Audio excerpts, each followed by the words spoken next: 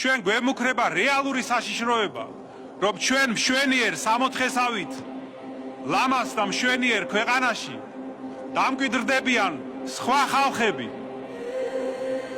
ჩვენთან ერთად, რომლებსაც უყვართ ბავშვები, რომლებიც არ იშორებენ შვილებს და რომლებიც იცავენ თავიანთ რელიგიას. და ამიტომ კარგად ბრალდებიან და შეიძლება ღმერთმა დაიფაროს ეს, რა თქმა უნდა, მაგრამ ესე თუ გავაგრძელეთ ჩვენ, ეს საშიშროება რეალურია, რომ გადააჭარბონ რისხობრივად. ესეთი არაფერი მინახავს. მოიცადე, მე ხო არ მეჩვენება, აგე შეხედე. ქართველი არ დადის.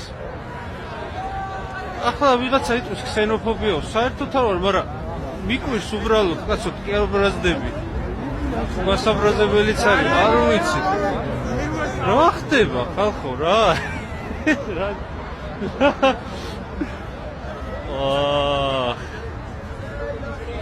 აი ეს ნადვისხეებიც ამათ დაუდგეს ალბათ თუ რავი, აბა ქართველები აქ არ დადიან. ნახეთ რა ხდება.